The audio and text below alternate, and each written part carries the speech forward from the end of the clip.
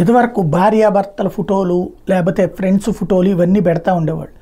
కానీ ఎప్పుడైతే ఇది ఒక విచిత్రం అయిపోయిందో సోషల్ మీడియాలో వాటిని వేరే వేరేగా వాడుతున్నారో ఇప్పుడు కుటుంబ సభ్యులు ఫోటోలు పెట్టడానికి భయపడుతున్నారు. ఎవరి ఫోటో వాళ్ళు పెట్టుకోవడానికి భయపడేటటువంటి సందర్భం. ఇకపోతే చిన్నపిల్లలది సరదా కాబట్టి అందరూ అభినందిస్తారులే అని చెప్పి పెట్టుకుంటున్నారు. ఇప్పుడు వాటిట్లలో కూడా తేడాలు వస్తున్నాయి అంటున్నారు సాయిధరమ్ తేజ్. తాజాగా చూస్తే సోషల్ మీడియా ప్రపంచం క్రూరంగా ప్రమాదకరంగా మారిపోయింది. దీన్ని నియంత్రించలేం కాబట్టి తల్లిదండ్రులు తమ పిల్లల ఫోటోలు వీడియోల్ని వాటిలో పోస్ట్ చేసేటప్పుడు విచక్షణతో వ్యవహరించాలని నటుడు సాయిధరమ్ తేజ్ సూచించాడు. సామాజిక మాధ్యమాల్లో కొందరు మృగాళ్ళు ఉంటారని, వినోదం పేరిట పిల్లల పట్ల అమానుషంగా ప్రవర్తిస్తుంటారని పేర్కొన్నారు. అలాంటి వాళ్ళని అరికట్టేందుకు నాయకులు చర్యలు తీసుకోవాలని కోరుతూ ఆదివారం ఎక్స్లో రాసుకొచ్చారు.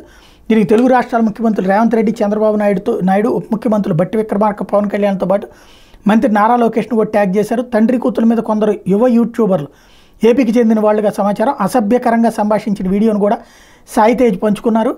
కాగా ఈ పోస్టు మీద తెలంగాణ సీఎం రేవంత్ రెడ్డి, ఉప ముఖ్యమంత్రి బట్టి స్పందించారు. పిల్లల భద్రత తమ ప్రభుత్వ లక్ష్యాల్లో ఒకటని, ఈ ఘటనను తమ దృష్టికి తీసుకొచ్చినందుకు ధన్యవాదాలని చెప్పారు.